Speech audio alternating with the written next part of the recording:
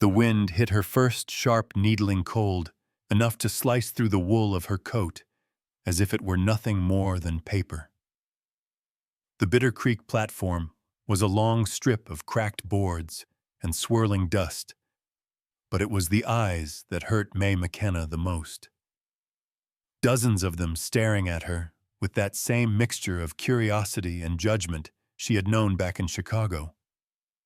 Only this time there would be no alley to disappear into, no brick building to hide behind. Just the open, punishing plains of Wyoming and the truth she couldn't outrun. "You lied about your age, Miss McKenna." Widow Abigail Hajes said it loud enough that even the horses tethered near the water pump jerked their heads up. Her voice didn't need strength. Cruelty carried it for her. She stood tall and rigid despite her thinning gray hair, her gloved hand clamped tight around her son Caleb's arm. The young man May's intended groom looked pale and embarrassed, but he didn't say a word. May swallowed, hands tightening around the handle of her carpetbag. She could feel the heat rising to her cheeks, though the wind froze the rest of her. The train behind her hissed its final breath and rumbled away, leaving her stranded in a silence so loud it felt like thunder. "I didn't lie," May said, her voice tight. You told my son you were 23, Widow Hajes raised the folded letter May had written months ago. "And here you stand closer to 30 than 20. A woman pushing 30 can't promise children. Caleb deserves better." May felt something in her chest crack, though she kept her back straight. "I'm 28. That doesn't make me barren." "It makes you dishonest," the widow snapped. A murmur rolled through the onlookers. Bitter Creek was small news spread faster than wildfire, and nothing pleased a crowd more than a scandal. May saw a woman tug her daughter behind her as if scandal were contagious. A man whispered to someone beside him. Another shook his head with pity or maybe amusement. Caleb finally spoke, voice thin as sewing thread. "Ma's right. I can't marry someone who'd hide something so important." May stared at him. He wouldn't meet her eyes. He had once seemed hopeful in his letters, even charming in that awkward frontier way. Now he just looked like a boy, desperate to run from trouble. "Caleb," she said softly, "you wrote that you wanted a good wife, a steady home. I came all this way, I didn't ask for a liar." The words landed harder than any slap. May stiffened, fighting the tremble in her hands. She'd come across half the country for this man, trading her life in Chicago for the promise of something simpler, steadier, safer, a new beginning. Instead, she'd stepped straight into a courtroom where she was both defendant and guilty verdict. Widow Hajes sniffed, folding the letter with brisk satisfaction. "We won't be taking you home. I want it understood by everyone here, this woman is not connected to my family." The declaration echoed. A few men nodded. A woman crossed herself. May exhaled slowly, as though trying not to break apart. "Fine," she said. "I won't force myself where I'm not wanted." "You couldn't force yourself anywhere," the widow replied sharply. "There's no market for damaged goods." The words hit harder than she expected. The crowd seemed to step back as if she were something spoiled on a shelf, something to be discarded. That was when May saw him. A man leaning against a post near the end of the platform, arms folded, hat pulled low against the wind. Tall, broad-shouldered, his expression unreadable. His eyes, though they didn't look at her like the others. Not with judgment, not with pity, just witnessing. She didn't know who he was. But in a moment, drowning with humiliation, the fact that someone wasn't flinching meant more than she wanted to admit. May lifted her chin. "I'll gather my things." "You have no things," Widow Hajes said. "Only that bag." May hated the way the words scraped raw inside her chest. She nodded once, sharp controlled, then stepped off the platform and into the wind. Behind her someone whispered, "Poor thing." But pity, she already knew, was the worst wound of all. She kept walking. The main road of Bitter Creek was a narrow stretch of compacted dirt lined with small storefronts, all weather-beaten and gray, like the town had grown tired years ago and never woke again. May moved through it with purpose, though inside her stomach churned. She had saved every penny she could in Chicago to buy her train ticket and goods to start a new home. She had no home now. The widow had made sure her trunk containing her sewing kit, dresses, and keepsakes would not be unloaded. Her entire life was in her carpet bag, 2 dresses, a comb, a photograph of her sister Rachel, and the letter of agreement now worthless. She found the boarding house by following the sign swinging on rusty chains. The place sagged like an old horse near the end of its days. Inside, the air smelled of cabbage, kerosene, and loneliness. The landlady, a stout woman with a thin mouth, looked May up and down. "Need a room?" "Yes. Just for the night. That'll be $2. May winced but handed over the money. It was nearly half of what she had left. The room was small, with peeling wallpaper and a bed that creaked if she breathed too hard. But it had a lock, and right now that was worth more than gold. May collapsed onto the edge of the mattress. Her hands finally trembled. The humiliation, the fear, the exhaustion, they all crashed onto her at once. She pressed her palms to her eyes. She would not cry. Not here. Not like this. A soft knock interrupted her. May straightened, wiping her face. "Yes." The door opened, and the man from the platform filled the doorway. His hat was in his hands now, his dark hair tousled by the wind. His eyes were steady and serious, like he carried storms and quiet both. "Miss McKenna," he said, voice deep and even. "I'm Elias Cutter." She tensed. "Are you here to lecture me too?" "No, ma'am," he said simply. "I'm here to offer work." That startled her enough to blink. "You need a place to stay," Elias said. "I need help on my ranch. Housekeeping, cooking, mending. I pay fair." May shook her head, suspicion rising. "Why? You don't even know me." "I know enough," he replied. "I saw what happened. I figure a person deserves a chance to stand at least once on ground that's not trying to swallow them." May stared at him. He wasn't smiling, wasn't charming, just honest, maybe even lonely. Still, she hesitated. "I'll think about it." He nodded. "Sun rises at 6. I'll be outside with my wagon if you choose to come." He tipped his hat and left.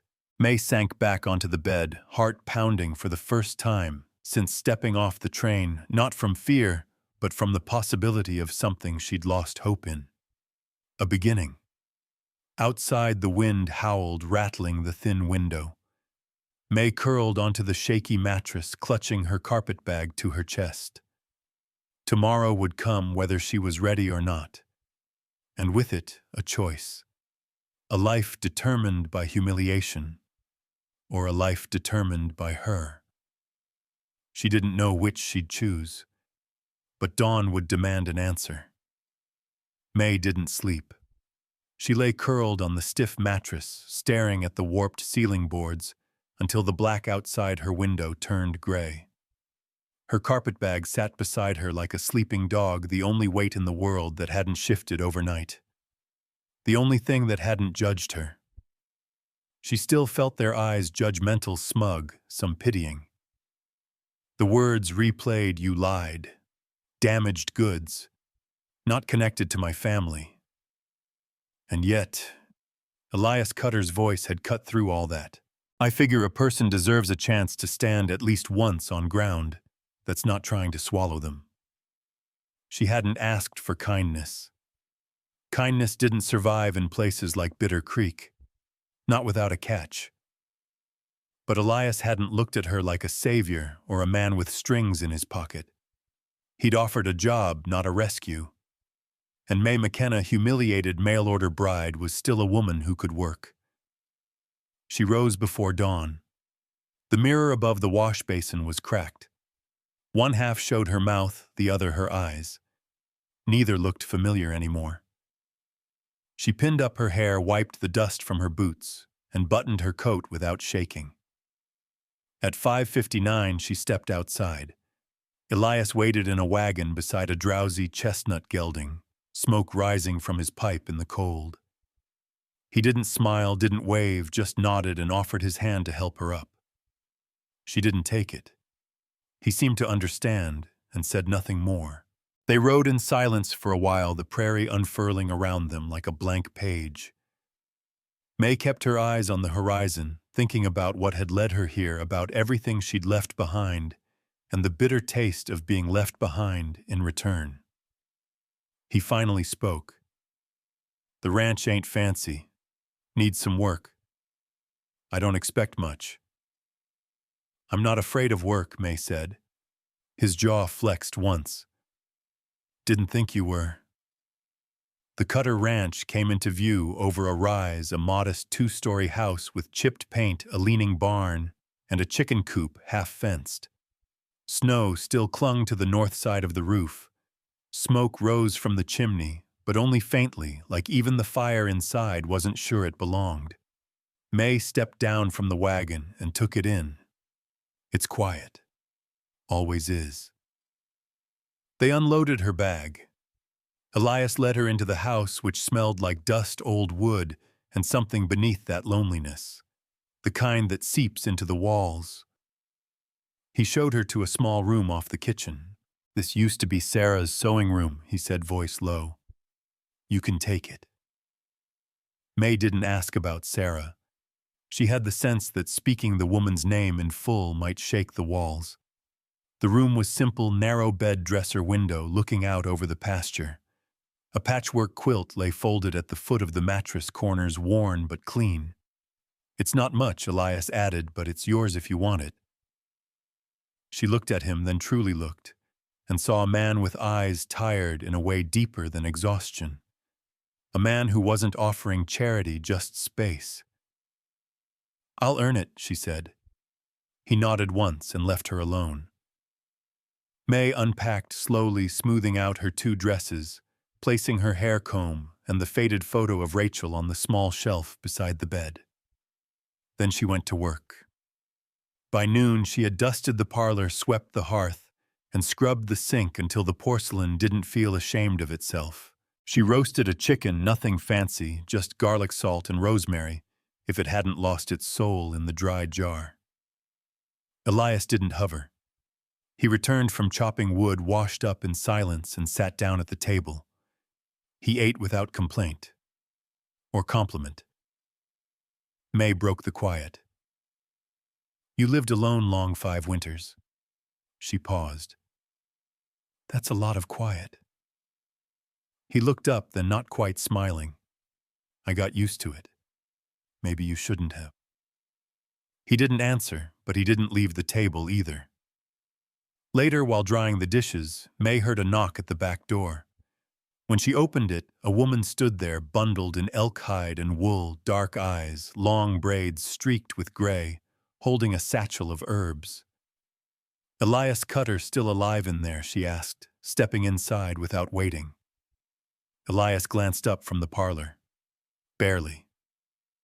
The woman turned to May. "You the new one, I'm May." "Nokose," she said. "Cheyenne. He lets me keep his horses from dying every winter. Do you want tea?" Nokose studied her, then nodded. "If you know how to make it without boiling it to death." May made the tea perfectly. Nokose said nothing, but her second sip was longer. "You were supposed to marry one of them Hajes boys, weren't you?" she asked eventually. May stiffened. "News travels fast." "Pain always does," Nokose replied. "But don't worry. The town won't waste breath on you long. They'll go back to hating someone else next week. May gave a dry laugh. Comforting. You're lucky, Nokose said. You got out before you were chained to one of them. May met her eyes. It doesn't feel lucky. Nokose leaned closer, lowering her voice.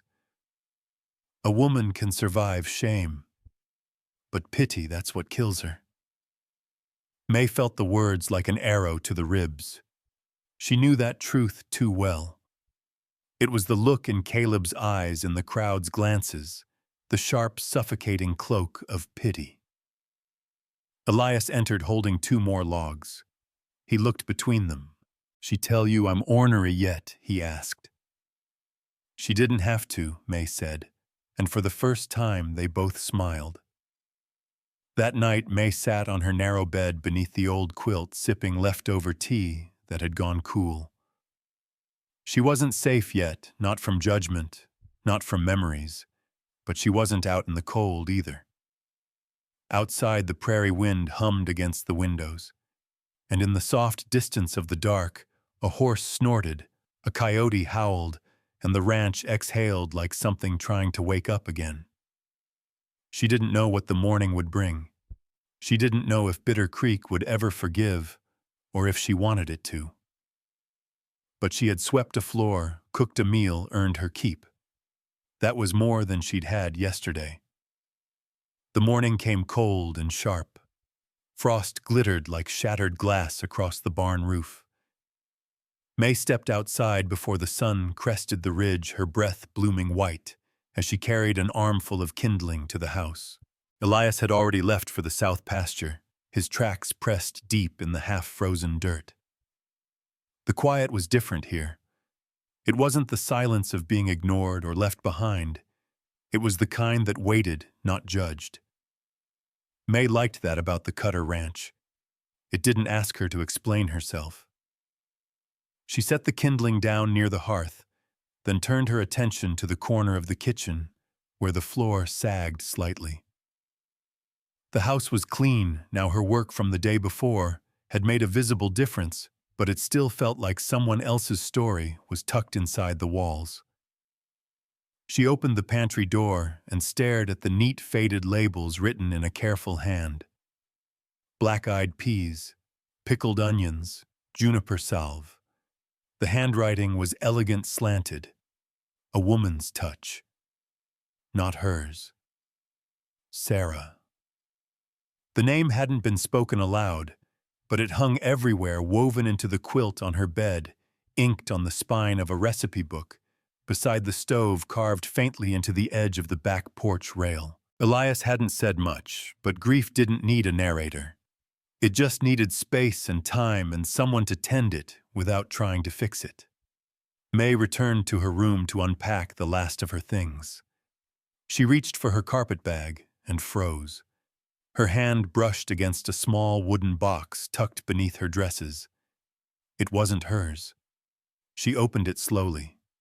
Inside were spools of colored thread, a pair of fine silver scissors, and a half-finished embroidery hoop, tiny blue wildflowers stitched into the cloth. The initials SC were monogrammed in the corner. May stared for a long moment. Sarah Cutter's work. Left behind. Tucked into a room no one had touched in years. She heard the floorboard creak behind her. I forgot that was in there. May turned. Elias stood in the doorway, Boots' muddy hat in hand. I didn't mean to snoop, she said, setting the box down gently. He shrugged. Was hers. She kept her mending in that room. May nodded. It's delicate work. She was talented. She was quiet, Elias said, stepping further into the room. Didn't like to talk much, but she had good hands. Could sew a straight line through a windstorm. May smiled faintly. That's a gift. People think it's not much, just thread and cloth, but she could make something hold with just that. He looked at the embroidery, then at May. You can keep the room. Quilt, too. I won't ask you to forget she was here. Just don't let her shadow weigh you down." May didn't answer at first. She picked up the embroidery hoop and ran her fingers lightly over the stitches.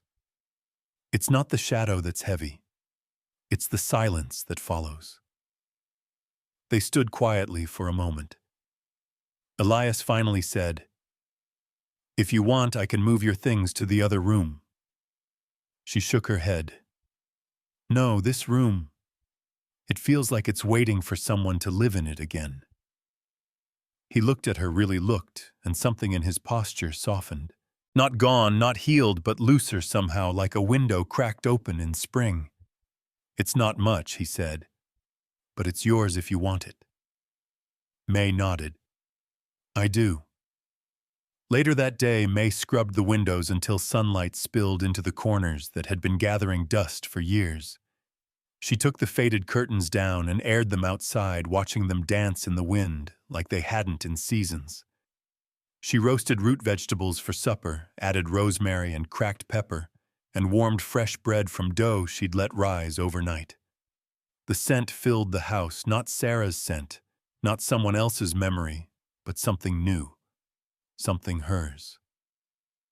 When Elias came in, he stood in the doorway, like a man afraid to step into a painting. "Smells like Sunday," he said. May handed him a plate.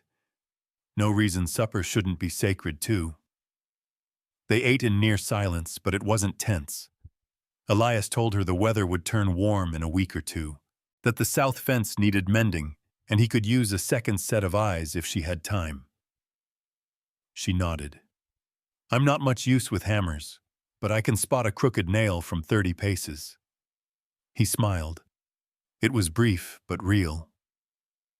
After supper, May wandered the house, taking quiet inventory of the life that had been paused here. Not erased, not mourned in dramatic fashion. Just paused. She noticed the bookshelf in the parlor. Dusty but organized. A slim volume titled Western Botany caught her attention. She opened it and found Sarah's name scrawled inside the front cover, along with dried flowers pressed between pages. Wild indigo, prairie sage, evening primrose. "Funny," May murmured, tracing one fragile petal. "You left so much behind without saying a word." She looked around the room. The air didn't feel haunted, only paused mid-sentence. A story interrupted. That night, May sat on the edge of her narrow bed, the silver scissors resting in her palm. She wondered what Sarah might have thought of her. If she would have offered her tea. If they would have shared recipes or silence. She didn't feel like a thief here. Not anymore. Not like she was stealing someone's place. More like she was finishing a story left open. She tucked the scissors into a drawer and climbed beneath the quilt. The house creaked softly in the wind, but May didn't flinch. Not this time. Tomorrow she'd repaint the pantry shelves, restitch the torn apron she found hanging on a nail, put fresh herbs in the window box if Nokose would trade. The ranch didn't feel like home yet, but it no longer felt like someone else's. Outside, a horse snorted in the dark. Far off, the coyotes called. And in the morning, she'd find her own rhythm again, one breath at a time. May woke before the sun, same as always, the room still cloaked in a navy blue quiet. Her breath clouded in the cold, and she could feel the deep ache in her fingers from scrubbing the pantry shelves the day before. She sat on the edge of the bed, rubbing her hands together, willing them to work. When she stepped into the hallway, the scent of wood smoke drifted faintly from the hearth, meaning Elias had already been through. That man moved like a ghost in the morning, always a few steps ahead, always silent as snowfall. She walked into the kitchen and nearly tripped over the surprise waiting by the door, a tin of milk, still warm. She crouched and touched the lid. Steam curled up and disappeared into the chill air.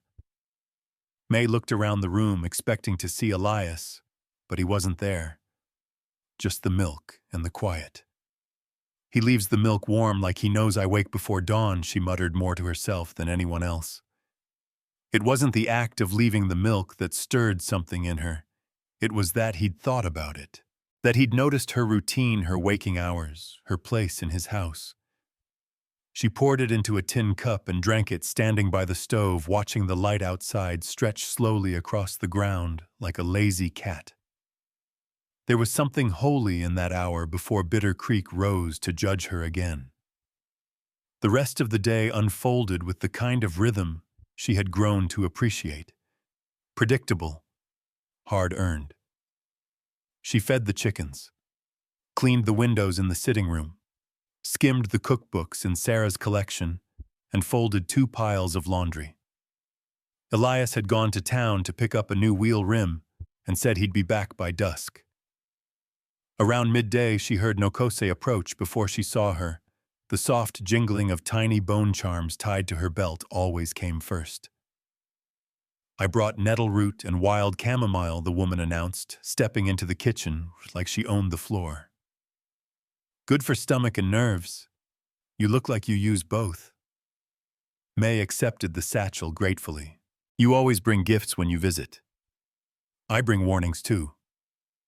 Nokose pulled a chair out and sat without asking. "This land, it'll wear you down if you let it.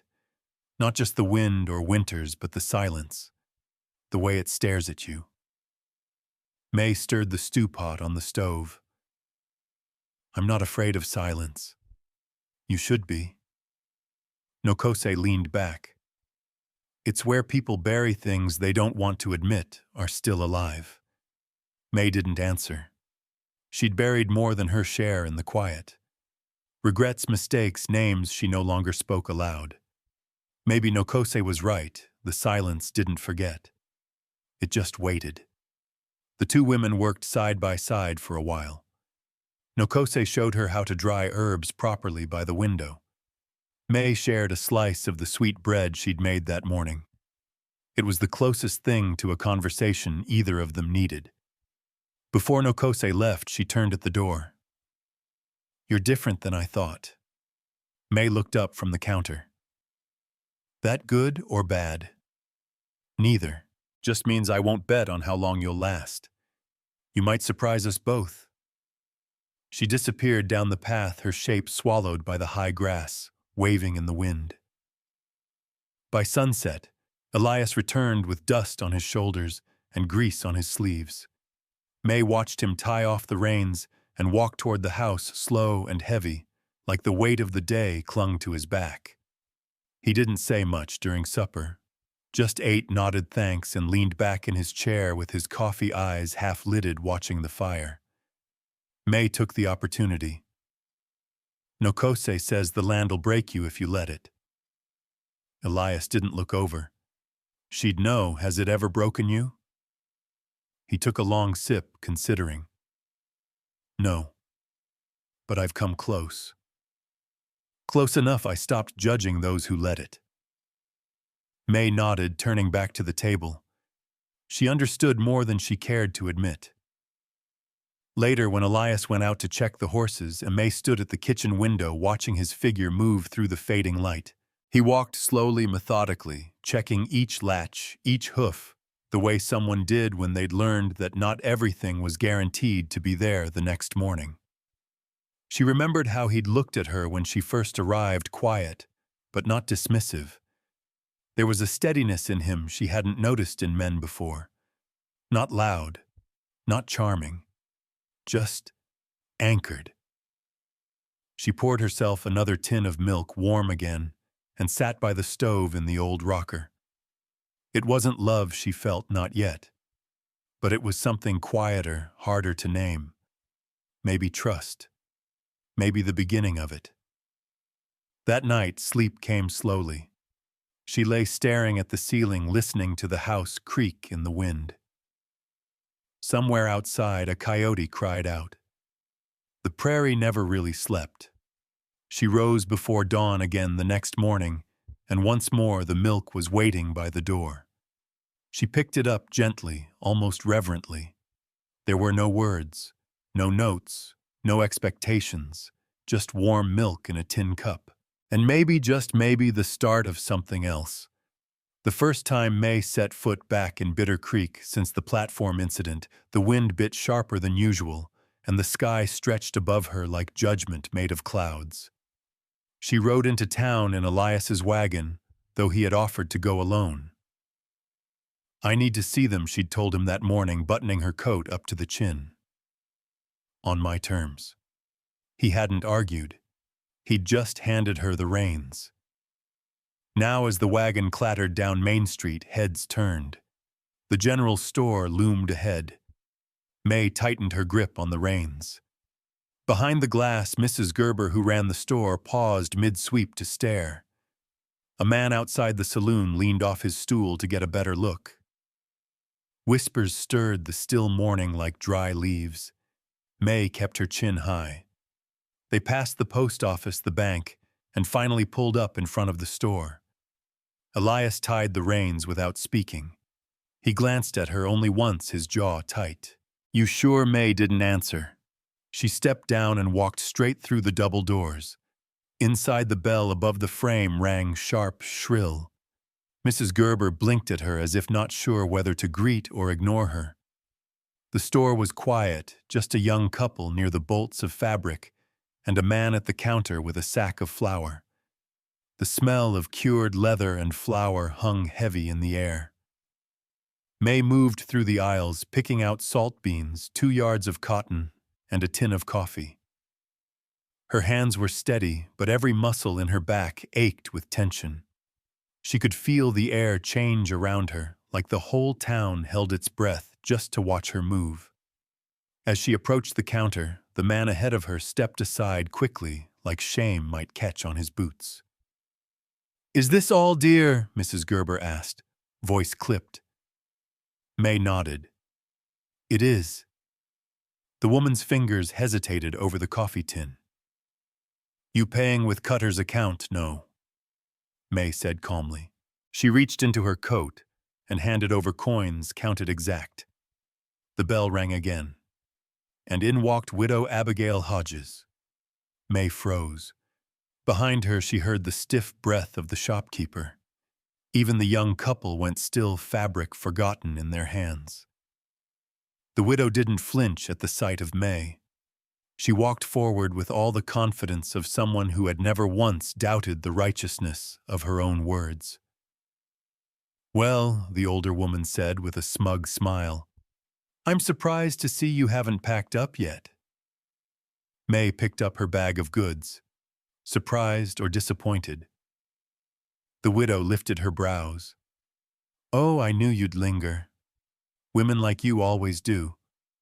Hovering around the edges, hoping to earn a place you weren't invited to." May set her bag back down on the counter, slow and deliberate. "You know," she said, "clearly the town thinks you're either a saint or a snake, Miss McKenna, and most bet on snake." The store went silent. May smiled without warmth. "I'd rather be a snake than a coward, hiding behind church hats and second-hand virtue." Gasps scattered across the room like buckshot. The widow's eyes narrowed, lips thinning. "Watch your tone." "Why?" May said. "You watched me get humiliated. You watched your son lie by omission, and you stood proud like you'd done something righteous. You lied to him. I gave him a number. He gave me a future he had no intention of honoring." The silence shifted, then not gone, but cracked. Something fragile stirred in the air, like a thread pulling loose in a tightly sewn town. Mrs. Gerber cleared her throat awkwardly. "That'll be all, then." Miss McKenna. May turned, picked up her bag, and nodded. "It will." As she walked out, the young woman near the fabric met her eyes for the briefest second and didn't look away. Outside, Elias stood beside the wagon, his arms folded across his chest. "You all right?" "I'm fine." "You sure?" May hesitated. "Not really, but I said what needed saying." He didn't ask what, just took the bag from her hands and helped her back into the wagon. They rode in silence again, but this time it was a shared one, a companionable one. Halfway down the road home, May finally spoke. "They still think I'm something dangerous." Elias kept his eyes on the road. "Good." May turned to look at him. He shrugged. "Dangerous women get things done." The wind picked up, then blowing May's hair loose from its pins. She didn't bother fixing it. When they reached the ranch, the horses whinnied, and Nokose waited by the fence with a basket of roots. "Go well?" she asked. "I survived," May answered. Nokose nodded. "Then you're winning." That night, May couldn't sleep. She sat in the sewing room, her hands busy stitching the ripped lining of her coat. The scissors caught the firelight with every snip. She thought about the girl in the store, about the silence that cracked, about the way people turned but didn't flinch as hard as they used to. The truth was, she hadn't gone into town just to get supplies. She went to reclaim her name, and she'd started to do just that. When she finally lay in bed, her heart was still pounding, but not with fear, with something else. She didn't know if she had changed Bitter Creek that morning, but it hadn't changed her either. Tomorrow she'd wake up early again. She'd mend what needed fixing, and she'd keep speaking, keep showing up until the story they told about her wasn't the one the widow wrote. The following Sunday came sharp and bright, the sky a blistering blue, clear enough to see straight to God. The air was crisp, the kind that turned your breath to ice and made your bones ache a little more than usual. May stood in front of the small mirror in the sewing room, adjusting the collar of her best, though still plain dress. The fabric was slate gray, high-necked and worn soft at the elbows. Not the kind of dress one wears to impress, just one to show up in. She hadn't planned to go to church, not after the way things had gone in town. But something in her spine wouldn't let her sit this one out. And Elias, silent as ever, hadn't argued when she said she wanted to go. "You don't have to prove anything to them," he'd said that morning. May met his eyes across the breakfast table. "I'm not going to prove anything," she replied. "I'm going to be seen." Elias didn't say more. He simply stood, fetched his coat, and hitched the wagon. Now sitting beside him on the ride into town, May braced herself. The church bell rang in the distance, its echo bouncing off the hills. The sound was as familiar as guilt, as heavy as memory. As they pulled up beside the chapel, folks were already filing in starched collars, lace gloves, the occasional child in oversized boots. The moment Elias and May stepped down from the wagon, heads turned. This wasn't like the store. This was sacred ground. And judgment weighed even more in God's house. Elias tipped his hat to a man he knew. May kept her eyes ahead. Inside the church was simple wooden pews, dusty hymnals, sunlight slicing in through tall windows. The preacher stood at the pulpit, offering a thin smile as the room filled. May and Elias slid into the third pew from the back. She could feel Widow Hodges's eyes before she saw her. The widow sat near the front, surrounded by her daughters and one grandson. Her hat was grand, wide-brimmed with a feather that looked like it came off a bird that once judged other birds. She turned in her seat, and her gaze landed on May like frost. May held her stare. The sermon started soon after a long-winded lesson about Ruth and Boaz, about virtue, and waiting about women knowing their place in the Lord's plan. May listened, her face calm, but something hot coiled low in her gut. She'd heard sermons like this before, ones that pretended to speak for God, but mostly spoke for men, too afraid of women who wouldn't bow their heads. As the congregation stood for the final hymn, May kept her voice low but steady. Elias didn't sing, but he stayed beside her, a quiet pillar of presence. After the benediction, people shuffled outside, and that's when it happened. Widow Hajes was waiting. "Miss McKenna," she said, voice loud enough for half the town to hear, "you do love to parade yourself where you don't belong."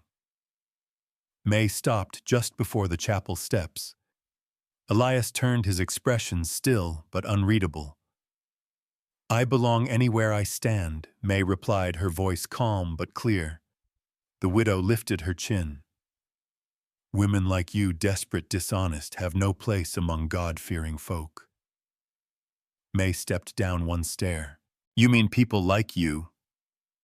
The ones who use scripture like a weapon, who use their son's name to hide their own bitterness." A few gasps rippled through the gathering crowd. Church was supposed to be a place of peace, but out here in the sunlight, truth had a way of breaking through the stained glass. "You seduced my son under false pretenses," the widow snapped. May didn't flinch. "I answered a letter.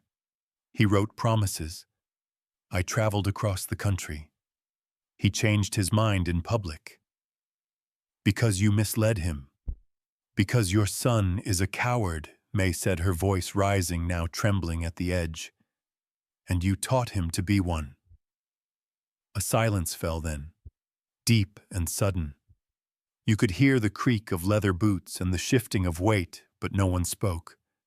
Until Elias did. "Enough," he said. The word wasn't loud, but it landed like a hammer. All heads turned. Elias Cutter stepped forward, standing shoulder to shoulder with May, eyes locked on the widow.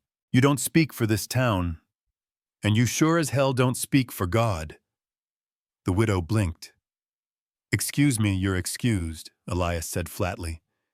"You've done enough damage." May stared at him. It wasn't just the words. It was the way he stood tall, steady, unshaken. For her. Widow Hajes turned red, her mouth working for a reply she couldn't find. She turned with a huff and stormed off, her daughters scurrying behind her.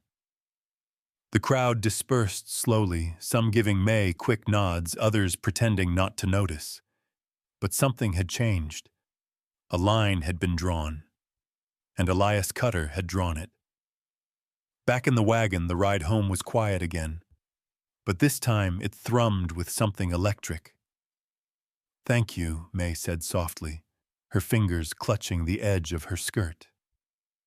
Elias kept his eyes on the road. "You didn't need me to speak." "No," she admitted. "But it felt damn good when you did." A small smile tugged at the corner of his mouth. At the ranch, the air smelled like dry grass and late sun. May climbed down boots, crunching gravel. Elias didn't move. She turned back to him. "You knew this would happen, didn't you?" He met her eyes. "I hoped it wouldn't. But I wasn't going to let her tear you down again." May felt the words before she heard herself say them. "You don't need to save me." Elias's jaw flexed. "I'm not trying to." "Then what are you doing? I'm standing with you." That stopped her. Fully. He wasn't fixing. He wasn't shielding. He was standing. With her. Not ahead. Not behind. Beside. That night, May sat by the fire with a book in her lap, the words swimming past her eyes. Elias sat nearby, polishing a bridle. The silence between them wasn't heavy anymore. It hummed. She looked over, once saw the way the firelight softened the hard lines of his face, the way he focused on the leather, like it was something sacred. And she thought to herself, maybe this is how it starts. Not with a kiss, not with a vow, but with someone who knows how to hold space without filling it. Noos's cabin stood nestled at the edge of a juniper grove, a mile east of the Cutter Ranch. It was small-shaped like a memory, half covered in creeping vine, and set low into the hill like it belonged there before people learned to speak. May had only been there once and briefly, but today she carried a basket with her eggs, cornbread, and a jar of Elias's honey. An offering. Elias had asked if she wanted company. She'd shaken her head. I think this part's mine. Nokose was in the yard when May arrived, crouched by a row of hanging bones and drying herbs. The old woman glanced up without surprise. You walk like you mean it today, Nokose said. That's either bravery or stubbornness. Little of both, May answered. She handed over the basket. Nokose took it with a grunt of approval and motioned for May to follow her into the cabin. The inside was low-lit, earthy, and warm from a low-burning fire. Dried bundles of plants hung from the beams, filling the air with the sharp scent of sage and sweetgrass. A raven sat silently on a perch in the corner. Sit, Nokose said, pointing to a stool. Don't fidget. May sat folding her hands in her lap. Nokose moved around the room like wind on familiar ground, stirring a kettle, arranging leaves, lighting a clay lamp. I didn't come for anything in particular, May said after a moment. Sure you did. Nokose didn't look at her. Women always come when something's shifting inside them. They say it's the land or the season, or a man, but it's always the self. You feel it, don't you? May hesitated. I'm trying to understand what comes next. If I'm building something here, or just patching a roof over ruins.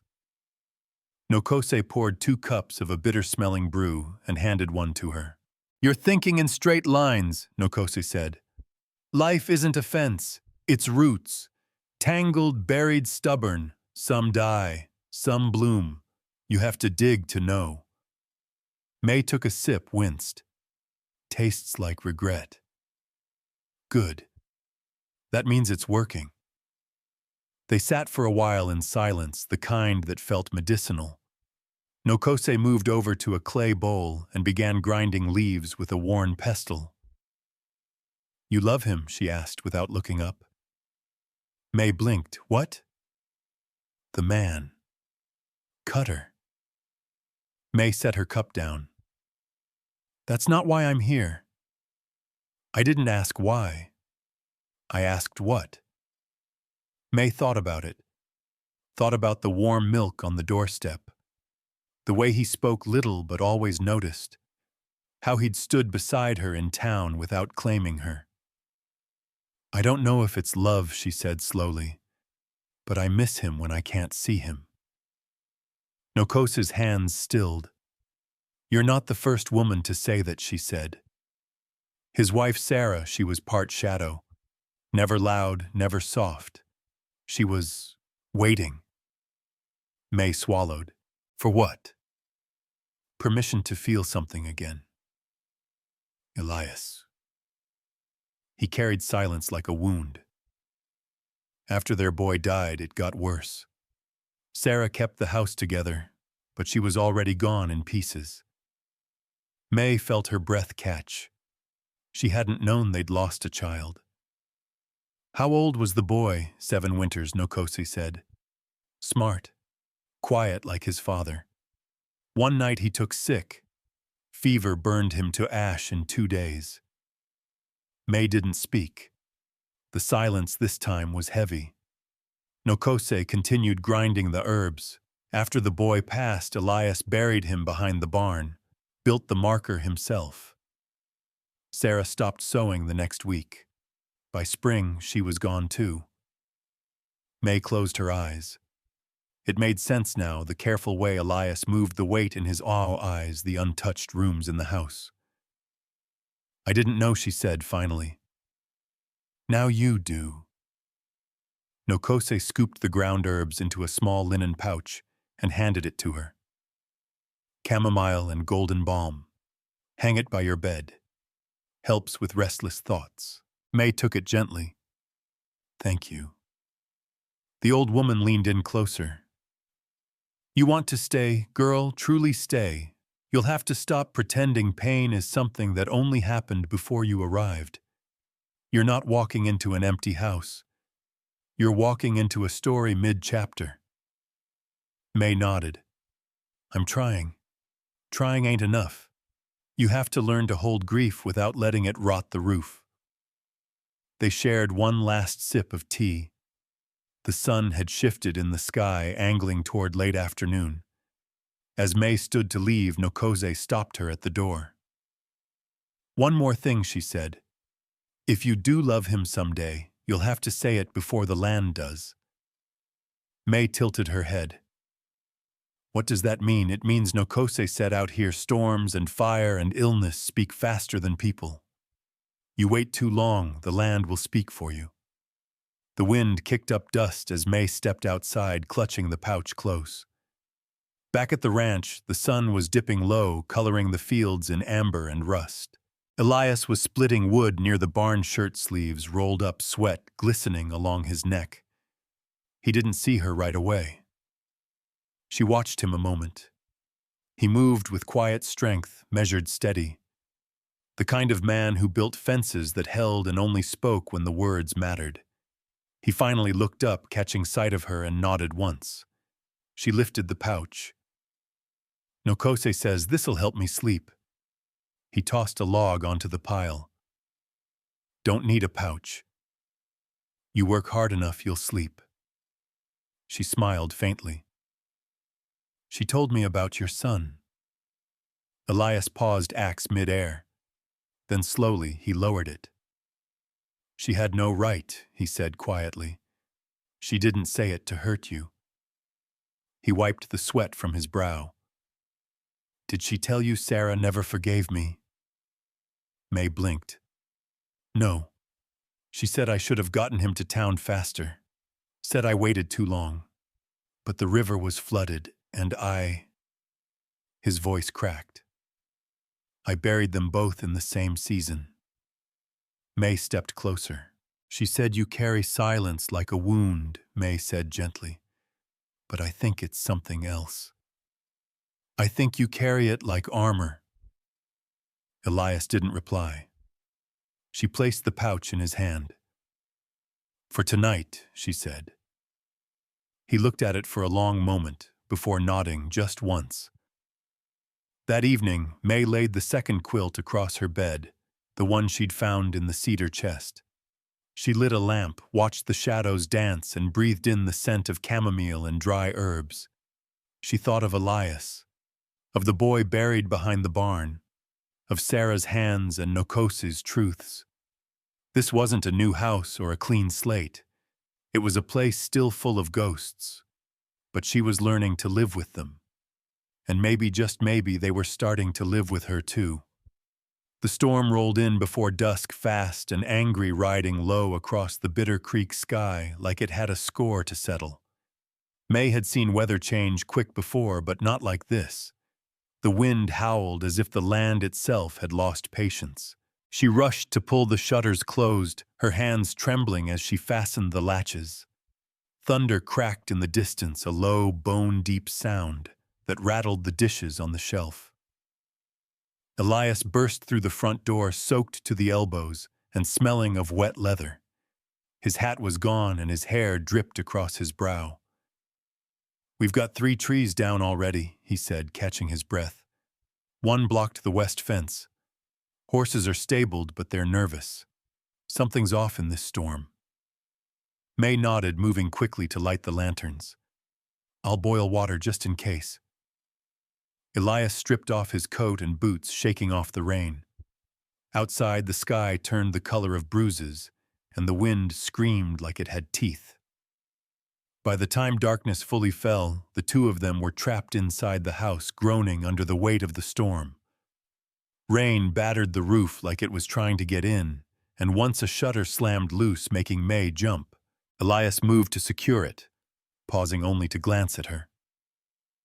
"You all right?" She nodded, but her voice was tight. "I've seen storms before, just not out here." He returned his coat, thrown over his shoulder shirt, clinging to his back. "Out here, everything's louder. Sky doesn't whisper, it hollers." May stirred the stew over the fire, the scent of thyme and onion filling the kitchen. It was the only comfort she could think to offer. That and warmth. She set 2 bowls on the table, Elias sat wiping his hands on a cloth before picking up a spoon. For a long time they ate in silence, thunder booming outside like distant cannon fire. The air inside the house felt thick but not heavy, more like something waiting. Halfway through his bowl, Elias spoke. "My boy used to be afraid of storms." Sarah would hum to him until he fell asleep. She had a tune she'd learned from her mother. "I don't remember the words, just the sound." May looked up, startled by the softness in his voice. "Do you still hear it sometimes?" He nodded. "Mostly when it rains like this." A gust of wind rattled the window so hard, May thought it might break. She stood quickly and grabbed the edge of the sill to hold it steady. Elias joined her, pressing his palm to the frame. "Glass'll hold," he said quietly. "House was built to outlast worse than this." May stared at the pane. Water streaked down it like tears. "I think I was too." He turned to her. "I spent so long holding myself together, I don't think I remember what it's like to rest. To not be braced all the time." Elias didn't reply, but his eyes didn't leave her. "I thought coming here would give me a new name," she said. "But all it's done is show me what parts of myself I can't run from." "You think starting over means forgetting," he said. "It doesn't. It just means choosing what to carry." They stood that way for a while, the storm raging beyond the window, and something gentler beginning to stir between them. Suddenly the fire flared, then popped, spitting sparks. May jumped back instinctively. Elias reached to grab the poker and tamped it down, then turned to her. "You're shaking." "I'm not afraid," she said too quickly. He didn't challenge it. He just stepped closer, handed her the folded quilt from the rocker. "You don't have to be afraid for something to be hard," he said. May took the quilt, wrapped it around herself. She could still feel the electricity humming in the walls in her chest. She sat back at the table. Elias joined her again, slower this time, like the weight of memory had finally settled on his shoulders. "I still talk to him sometimes," he admitted. "My boy, usually out by the fence. Doesn't matter if anyone hears." May stared into her bowl. "You think they stay?" she asked. "The ones we've lost?" Elias didn't hesitate. "I know they do." A moment passed. May reached across the table, her fingers brushing his wrist. "I talked to my sister," she said. "She died young. We used to lay in bed and whisper secrets. I still do that sometimes. Pretend she's still listening." They sat in that silence, not the kind that hurt, but the kind that softened. Elias stood and moved to the fireplace, adding another log. The flames jumped, casting long shadows along the wooden floor. May leaned her head against the back of the chair. Outside, the wind had shifted, still fierce but less violent, like it was beginning to let go. "She would have liked you," Elias said suddenly. May turned. "Sarah." She wasn't warm with everyone, but she could always spot strength. She'd have seen it in you. May swallowed hard. "I never meant to replace her." "You couldn't if you tried," he said. "And I wouldn't want you to." That stilled something in her. "I think I've been bracing against ghosts," May said. "But tonight, I don't know, it feels like maybe they're just watching, not warning." Elias nodded. "Grief don't leave. It just makes space when something else shows up." "What's showing up here?" He met her eyes, and this time there was no distance in them. Just quiet truth. "Whatever we let." A crack of thunder shook the house again, but neither of them moved. The storm was still there, but it was no longer the only thing filling the room. Later that night, May lay awake in her room, the dried herb pouch Nokose had given her tucked under her pillow. The wind still whispered at the windows, but she didn't fear it. She closed her eyes and thought of the conversation at the table the way Elias had looked at her, not like a visitor or a guest, but like someone real, someone staying. She whispered into the dark, "I'm not running anymore." And for the first time in a long time, she believed it. The storm passed, but it left a strange stillness in its wake, as if the land itself was holding its breath. May felt it, in the way the chickens were quieter than usual, the way the clouds lingered low and slow over the Cutter Ranch. Even Elias seemed more silent than normal, not distant, just thoughtful. The wind had shifted, but something else was coming. May was kneeling in the garden, planting early lettuce with dirt under her nails when she heard the sound of hooves on the main road, slow, steady, deliberate. She straightened, wiping her hands on her apron as the rider came into view. It took less than a second for her stomach to turn. The man wore a worn bowler hat tilted low over sharp cheekbones and a jaw she hadn't seen in nearly 4 years. His coat was dusty from travel, his boots cracked, but the swagger in his shoulders was untouched by time. "James," she whispered under her breath, already standing. He dismounted before she could move. "May McKenna," he said with a crooked smile. "I heard you'd run west. Didn't think you'd land in a place like this." "What the hell are you doing here?" she asked, her voice flat, controlled. "I could ask you the same," he said, brushing dust from his sleeves. "But I'm not here for small talk. I'm here for what you took."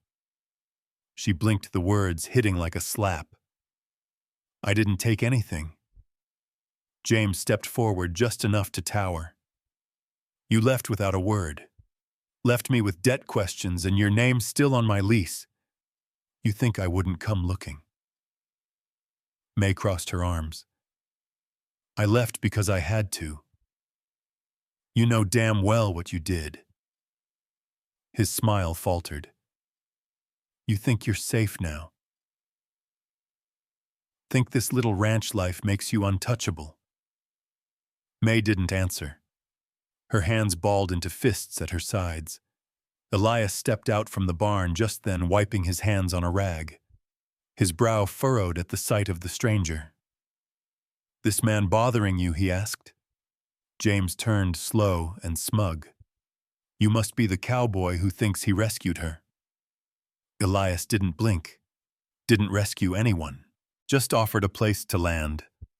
James laughed. "Sure you did." May stepped between them, voice tight.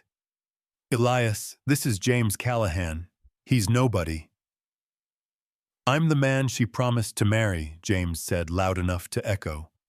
Elias's eyes didn't flicker, but May saw the stillness take hold of his frame. A different kind of quiet. "I broke that promise the day you raised your hand to me," she snapped. James scoffed. "You always were dramatic." May turned to Elias. "It's true. I was with him back in Missouri. He courted me sweet as pie. Then he started drinking, then shouting, then slapping. First time I left, I came back. Second time, I ran." James stepped forward. "I've changed." "No, you've tracked me down," May said. "And that's not the same thing." Elias dropped the rag and stepped beside May. "You're not welcome here." James tilted his head. "Is that right?" May stared him down. "You come near this land again, and I'll put you in the ground myself." James chuckled. "You wouldn't." She stepped forward. "Try me." He held her eyes for a long moment. Then with a shrug and a crooked grin, he turned back to his horse. "This ain't over," he said. "It is for me," she replied. James mounted and rode off, kicking up dust behind him. Elias didn't speak. Neither did she. They stood there for a long time until the cloud of dust settled into the earth again. Later in the kitchen, Elias poured her a cup of coffee and set it in front of her without a word. May stared at the steam rising, unsure if her hands were shaking from adrenaline or memory. "Why didn't you tell me about him?" Elias finally asked. I thought I could outrun it, she said. You can't, he said, but you faced him. May nodded. It won't be the last time. He's the kind that shows up when you start building something good. Elias leaned on the counter. What does he want? Control May said. That's always been enough for him. Elias didn't press further. I'm sorry, she added. I didn't want you pulled into it. You think I scare easy? He asked. No, she said softly. I think you deserve peace. He gave a small nod. Peace isn't the absence of trouble. It's choosing what's worth standing for. May looked up at him, and what if I'm tired of standing alone? You're not, Elias said. They ate in quiet thunder replaced now by the slow tick of the kitchen clock. That night, May sat on the porch, the air thick with the promise of a late frost. She watched the stars blink to life one by one like lanterns in the dark. Nokose arrived after nightfall, moving like smoke through the trees. May didn't ask how she knew. I felt a shift, Nokose said simply, like a wound reopened. He came back, May said. James. I figured as much. They sat for a while sharing silence and tea. The wind curled around them cool and constant. I thought the hardest part was starting over, May said. Turns out it's holding on when the past knocks. Nokose handed her a sprig of dried lavender. Then hold tighter. Not out of fear, but because you've finally got something worth protecting. May nodded. Inside, Elias lit the lamp and passed by the window, his silhouette framed by flickering amber light. May knew now that staying wasn't a quiet act. It was defiant, sacred. James could come back. The town could whisper. The ghosts could stir. But she had faced him. And tomorrow she'd still be here, rooted. The next morning, the air in Bitter Creek was thick, not with smoke or storm, but with something more subtle. The kind of heaviness that came when people started whispering before their second cup of coffee. And this time the whispers weren't just about May. They were about Elias. It started at the general store where Ruthie Kellner overheard a conversation between two ranch wives near the flour sacks. Something about how a decent man wouldn't shack up with a woman like that, not after what her past dragged into town. By the time Ruthie got home, she'd already repeated it to her husband, who repeated it over drinks at the saloon. By nightfall, the whole town knew Elias Cutter had chosen a side, and it wasn't the side of polite company. At first, May tried to ignore it. But then came the stares. Not the usual wary glances she was used to. These were sharper, hungrier, watching her not like she was dangerous, but like she was spoiling something good. The worst of it came from Reverend Tully, who cornered Elias behind the chapel after Sunday service. You're a man with a reputation, the Reverend had said. One built over years. Are you willing to risk that for... This, Elias didn't raise his voice, didn't blink. Are you saying redemption is only for those who haven't bled for it? The Reverend fumbled, said something about appearances, about community standards, about setting examples. Elias turned and walked away. May didn't hear about it until Nokose showed up 2 days later with a sack of herbs and a tight-lipped warning. They're not just talking about you anymore, she said, dropping dried comfrey on the kitchen table. They're talking about him, and not kindly. May's hands froze mid-chop. He's done nothing wrong. Nokose raised an eyebrow. That doesn't stop folks when they want to feel righteous. That night, May sat with Elias on the porch, the silence between them heavier than usual. The stars were dim behind a stretch of cloud. Crickets sang like they didn't know anything was wrong. You heard, didn't you? She asked. He nodded once. Yeah. She leaned back, eyes on the dark sky. I never meant for this to fall on you. I figured as much. I can leave, she said quietly, if it makes it easier for you to keep the life you had. Elias turned to her, his jaw set. That life, he said, it wasn't a life. It was a long, quiet funeral I kept showing up to every day. May looked at him. I didn't lose anything by choosing you, May, he said. I found something. She swallowed hard. You don't have to defend me. I'm not defending you, he said. I'm standing next to you. There's a difference. May stood and paced the porch. It's just, they'll keep coming. The looks, the talk, they always come for people who live outside their lines. She stopped, turned to him. What if it gets worse? Elias didn't hesitate. Then we'll hold. He said it like a fact, like weathering storms was second nature, like she was worth it. The next day, May returned to town alone. She needed thread and sugar, and part of her needed to see it to walk into the heart of the whispering and not shrink. At the general store, people stepped aside like always. But there was something different now.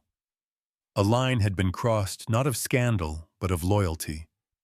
She was no longer just the woman with a past.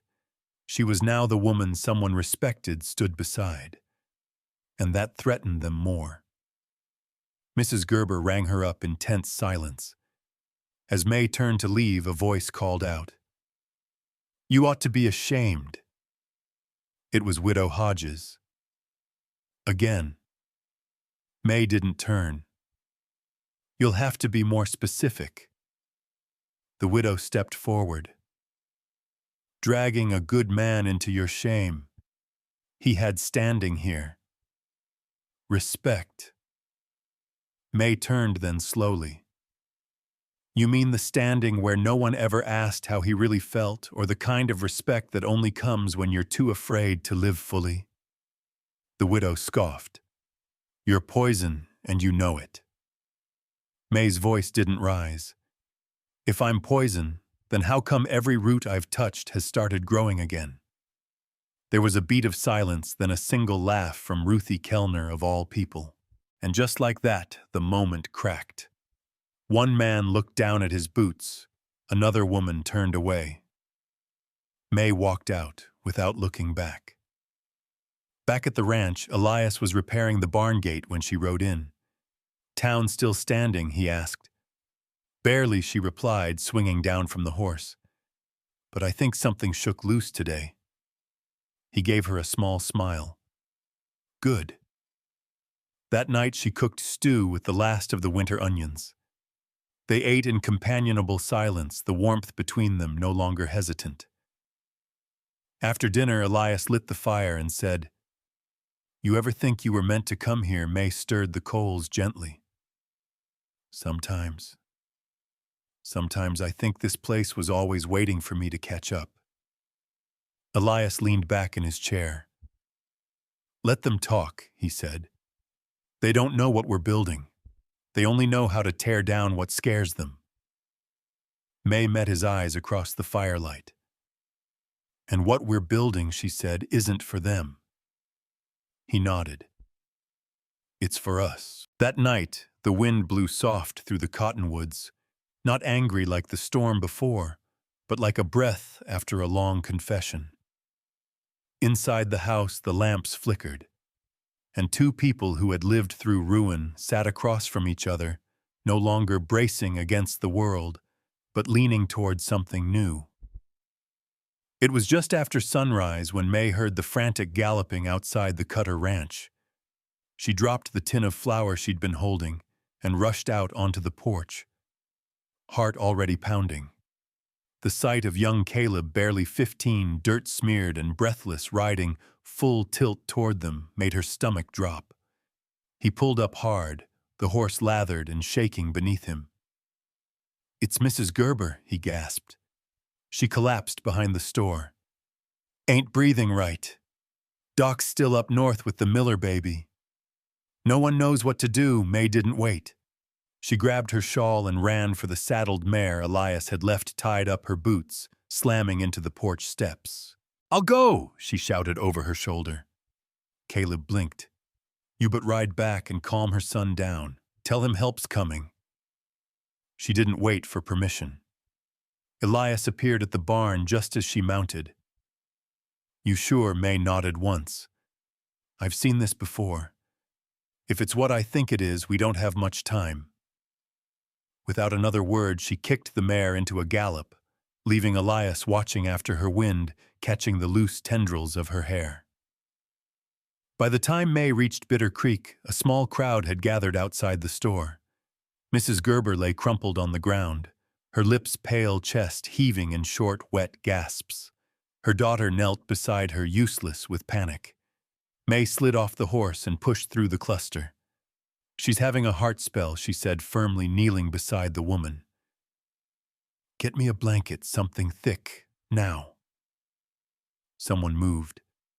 May leaned close, whispering softly. "You're gonna be okay, Clara. Stay with me. In through your nose, slow. Out through your mouth, like rocking a baby to sleep." Mrs. Gerber's eyes fluttered. May reached into her satchel and pulled a small tin.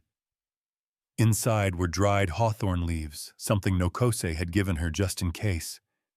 She crushed a few between her fingers and held them near the woman's mouth.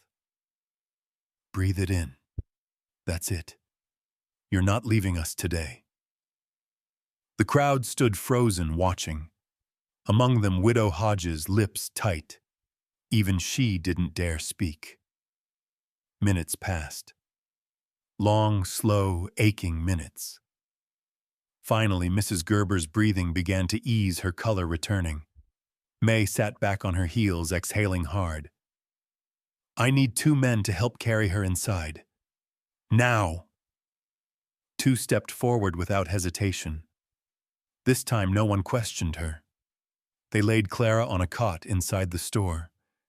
May gave instructions: keep her warm, brew the rest of the hawthorn, no sudden movements. And through it all, people watched. Not with judgment, with awe. Later, when the town settled and Clara was sleeping under clean linens, May stepped out into the street. The morning sun had finally climbed high, casting long shadows across the storefronts. Reverend Tully approached, hat in hand. "You saved her life," he said quietly. May didn't answer. He shifted uncomfortably. "We've been harsh. Some of us more than others." She looked at him square. "You don't have to like me, Reverend. But don't pretend like I didn't belong here the whole time." He nodded once slowly. "People see things different in crisis." "That's the problem," she said. "They should see clearer all the time." As May turned to leave, she heard a voice from the side. "You're not who I thought you were." Widow Hajes. Arms crossed, chin lifted but softer now. "No," May said. "I never was." The widow stepped forward, lowered her voice. "She's my sister-in-law. You could have let her die." May met her eyes. "But I didn't." A long silence passed. Finally, the widow looked down. "Thank you." May walked back to her horse, mounting slowly. Her limbs ached, but her spirit felt strangely still. Not triumphant, just true. Elias was waiting at the ranch gate when she returned. He watched her ride and a faint smile on his face.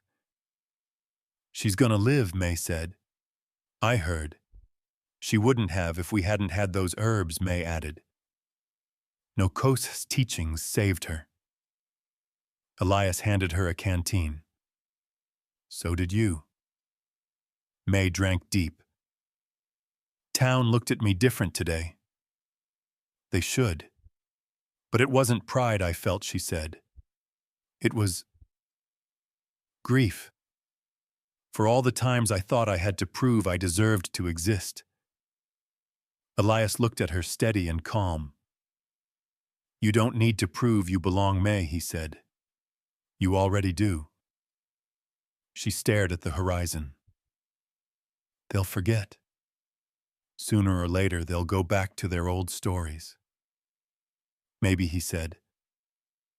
But we won't. That night, Elias built a fire higher than usual.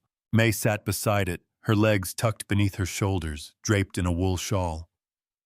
I've been thinking about roots, she said. How they grow down first. Deep. Before anything breaks the surface. Elias nodded. Means it's strong. I think mine are finally settling. He passed her a mug of coffee. Their hands brushed.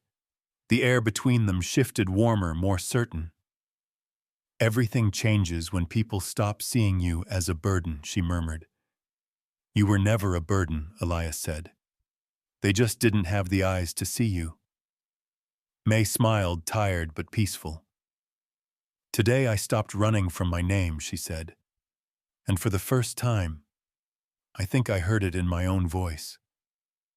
They sat in silence, watching the sparks rise. And somewhere inside her, something that had long been frozen began to thaw. I didn't prove them wrong today. I proved myself right. The morning air was cool and dry, the kind that carried memory more than scent. Elias stood near the fence line, hands wrapped around the worn handle of a post driver, but he wasn't pounding stakes.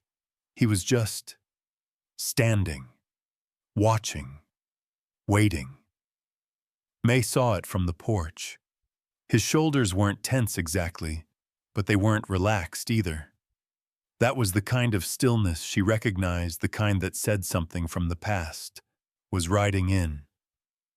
And it was bringing ghosts with it. She stepped down from the porch, quietly wiping her hands on her skirt as she walked toward him.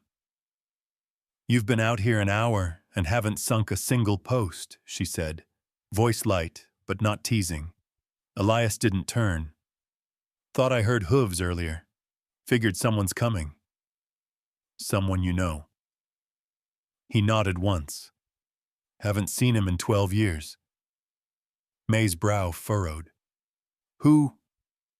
He looked at her finally, and there was something in his eyes she hadn't seen before. Not fear, not regret, just history. Caleb. It took her a beat to realize he didn't mean young Caleb from town. This was another Caleb, older, heavier. A name weighted with something unspoken. My brother Elias said, answering the question on her face. Before May could say more, the sound of an approaching horse echoed over the hills. They both turned. A lone rider appeared on the ridge framed by the rising sun. Broad-shouldered hat pulled low, a rifle strapped to his saddle. He rode with confidence, not caution. As he came closer, May could see the resemblance, same sharp jawline, same deep-set eyes. But Caleb's smile was faster, easier. Or maybe just practiced. Well, damn, Caleb said as he dismounted. You look older. Elias didn't move. That's what time does. Caleb turned to May with a nod. And you must be the woman who's got Bitter Creek talking. May didn't smile. I'm the woman who lives here. That's all. Caleb chuckled. Spirited. I like it. Elias stepped forward. Why are you here? Caleb took his time brushing dirt from his coat. I was passing through Carson Ridge. Heard your name at the saloon. Thought hell maybe the old ghost still walks. Figured I'd come see. You came 12 years late, Elias said flatly. And yet Caleb said you're still breathing, so I figured you could use company. May could feel the tension rise like the air before a storm. I'm going to check the stew, she said, excusing herself. But her eyes lingered on Elias's face just long enough to say, I'm not far. Inside, she kept the door cracked. Elias leaned against the fence post, arms crossed. What do you want? Caleb tilted his head. Can't a brother visit? You're not here for a visit. You never come without an angle. Caleb sighed, ran a hand through his hair. I've been thinking about the boy. Elias's jaw locked. Don't. You never even let me say goodbye. You didn't earn that. He was my nephew. You were drunk the night he died. Caleb's mouth opened, then closed. I came as soon as I heard. 3 days late, Elias snapped. You showed up with whiskey on your breath and didn't even know where we'd buried him. Caleb's voice lowered. I wasn't the only one who lost him. Elias's voice broke on the edges. You didn't lose him. You weren't there. The silence between them was heavy. It stretched long enough for the breeze to shift and the birds to return to their morning songs. Caleb finally said, Sarah blamed you. I didn't. I blamed the river. I blamed the dock for not coming sooner. But not you. Elias stared at the dirt. It doesn't matter anymore. Doesn't it? Caleb stepped forward. I came to say I was sorry, and to ask if maybe it's time to stop being ghosts to each other. Elias looked up, pain etched deep into the lines of his face. You think an apology fixes 12 years? No, Caleb said. But it starts something. And I'm tired of carrying dead things around just to keep pride warm. Behind the screen door, May felt her throat tighten. Caleb looked toward the house. She seems good for you. She's not a balm, Elias said. She's a beginning. Don't twist her into something easy. I'm not, Caleb said softly. But I can see you breathing again. I never thought I'd see that. Another long pause. Finally, Elias said, You hungry? Caleb blinked. I wouldn't say no. May opened the door fully. There's enough stew for 3. Caleb smiled and tipped his hat. Well then. At the table, conversation stayed light. Caleb asked about the land, the horses, the weather. May watched the brothers carefully, 2 men circling old damage, trying to remember how to walk across it without falling in. After the meal, Caleb stood. I'll camp out past the creek. Give you space. You can stay in the barn, Elias said. Caleb studied him. You sure I didn't say I forgave you, Elias replied. But I'm tired of shutting every door. Caleb nodded. That's more than I hoped for. May followed Elias out to the porch as the sun dipped low. He means it, she said. I know. Elias rubbed the back of his neck. It's not that simple. No, she agreed. But it's something. He turned to her. I spent so long buried under grief I forgot how to let go. She reached for his hand. Maybe letting go isn't the same as forgetting, she said. Maybe it's just remembering without drowning. Elias nodded slowly. You were right, he said. About what that grief doesn't leave. But I think maybe today I finally let it sit beside me instead of carry it on my back. She leaned her head on his shoulder. That's the start of something. He wrapped his arm around her, and together they watched the sun bleed gold into the hills. Some ghosts don't need to be exorcised, just forgiven. The knock came just past dusk. May was in the kitchen wiping down the counter, her hands moving slow and methodical. The day had been calm, almost suspiciously so. Caleb was out in the barn brushing down the horses. Elias had just finished fixing the back porch rail and was washing up. Everything felt settled in a way that usually came before something, but then came the knock, sharp, heavy, not the knock of a visitor, not a neighbor. It was the kind of knock that made your bones stiffen before your mind even caught up. May froze. Her heart skipped. A familiar dread uncurled in her belly. That sound, she knew it before she knew why. Elias appeared in the hall, wiping his hands with a towel. He gave her one look. She gave him a small nod. They both knew. Elias opened the door. James stood there, backlit by the low pink of the dying sky. His coat was dusty hat low, the same cocky grin on his face, but his eyes were wrong. Too calm. Too steady. Like a man who wasn't here to negotiate. "Well," he said, "you sure did make yourself comfortable." Elias didn't move. "You're not welcome here." James's grin widened. "You said that last time. Yet here I am." May stepped into the doorway beside Elias. Her voice didn't waver. "What do you want?"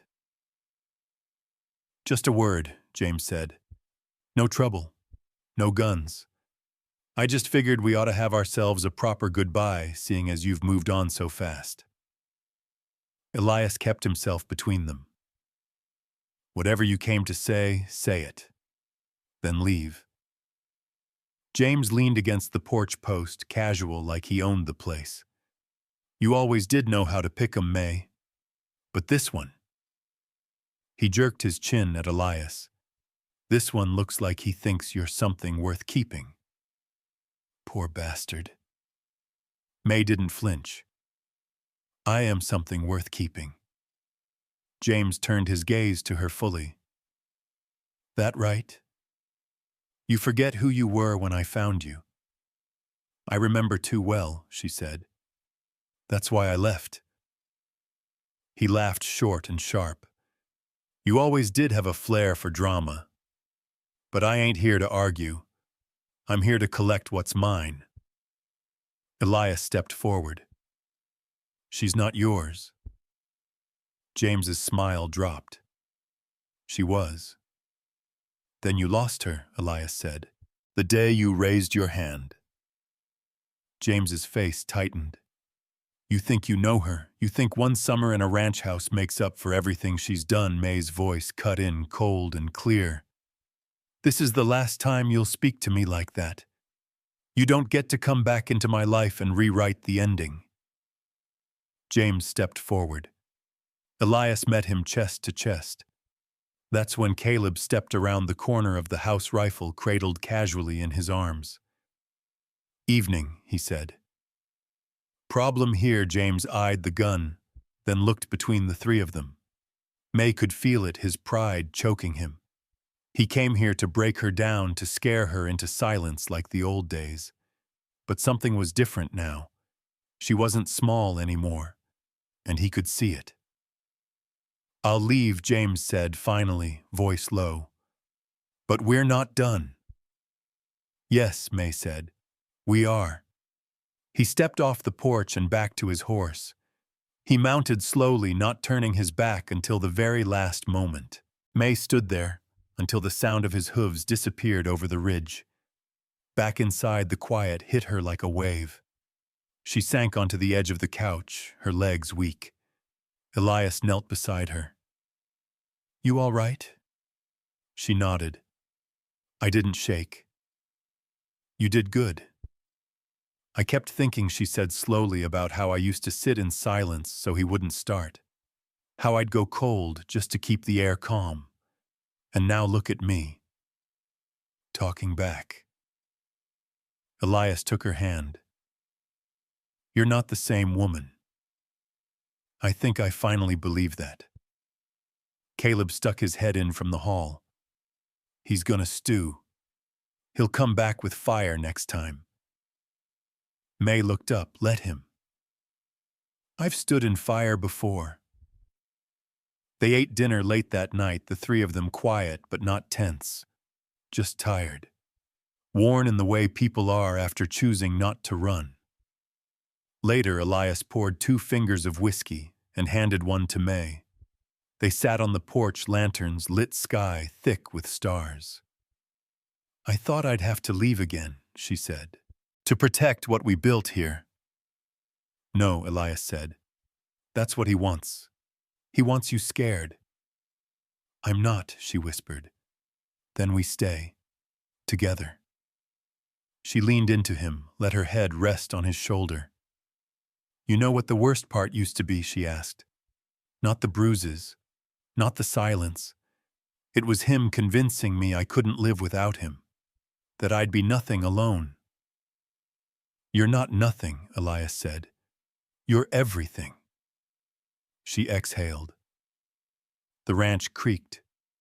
The night settled. And for the first time in her life, May didn't just believe she could fight back, she knew she already had. The man who haunted her steps was gone, and this time he'd found someone ready. There's a kind of power in saying you don't get to name me anymore. The trouble didn't come at night. It came in the full light of morning, clear and cold, when people let their guard down and think danger's still hours away. May was gathering eggs from the coop when she heard the sound, distant but fast, hooves pounding too many to be casual. Her body stiffened before her mind could even name it. She stood upright, straw falling from her skirt, and turned toward the ridge. Dust. 5 riders, headed straight for the ranch. She dropped the basket, running for the house. Elias was already on the porch with his rifle when she burst into the yard. Caleb came sprinting from the barn, still pulling on his coat. They're not slowing, Elias said. May squinted against the rising sun. That's not just James. No, Caleb said grimly. That's backup. The riders came hard, 5 men, mean-looking and lean-dressed in dust and rage. James led them, of course. Same smirk, only now it was backed by force. They pulled up just 20 feet from the porch. Morning James called out like it was a Sunday picnic. Heard the coffee's strong out here. Elias didn't answer. His rifle was steady. James dismounted slow, letting his boots crunch into the dry earth. Now don't go grabbing triggers. I didn't ride all this way for a gunfight. You brought 4 guns, Caleb said. Seems you did. James shrugged. Just insurance, in case someone forgot how to be civil. May stepped beside Elias. Say what you came to say. He smiled, all teeth. You got something that belongs to me. No, she said, her voice solid. I don't. Oh, I think you do. My name. My reputation. You're walking around town like some new woman baking pies and saving old ladies. Folks are forgetting who you really are. They're remembering who you are, Elias said. And that's what's got you spooked. James's smile wavered. Let's make it plain, he said. You leave town. Tonight. All of you. The ranch, the girl, the fantasy, it all goes. Or next time we come, it won't be to talk. Elias raised the rifle an inch. You don't make threats out here, son. You make mistakes, and you don't get 2 chances at that. The other men shifted in their saddles. One, a younger man, with a scar down his neck, fingered the butt of his pistol. Tension cracked in the air like a coiled whip. May took a step forward. This is your last chance, James, she said. Walk away, before you drown in your own pride. James's voice dropped. You used to beg, now you bark. Strange world. I stopped begging the day I realized I wasn't the one to blame. James turned to his men. You see, this is what soft men do. They turn women into wolves. Caleb muttered, I'd take a wolf over a coward any day. That's when Noos stepped into view. She appeared from the trees on the west side of the house, bow in hand, arrow notched. No words, just presence, pure and calm. James flinched when he saw her. She's got family, Noos, said voice like river rock. And we don't run. The air held. Elias lowered his rifle just slightly, but the message was clear. James looked at the line of them, Elias, May, Caleb, Nokose, and whatever confidence he rode in with started to bleed out through his boots. "This ain't over," he spat. "It is if you want it to end without blood," Elias replied. James paused, then whistled once. The riders turned. They left slower than they arrived, a warning in every hoofbeat. May didn't exhale until the dust had fully settled. Inside, no one spoke for a while. May poured coffee with shaking hands. Caleb sat at the table, arms crossed. Nokose leaned against the wall like she hadn't just stared down a gang of men. Elias pulled a map from the shelf. "They'll be back," he said. "And next time they'll mean it." May's voice was hoarse. "Then what do? We hold ground," Caleb said. "We know this land better than they do. And the town, if we're smart, maybe we can get ahead of it."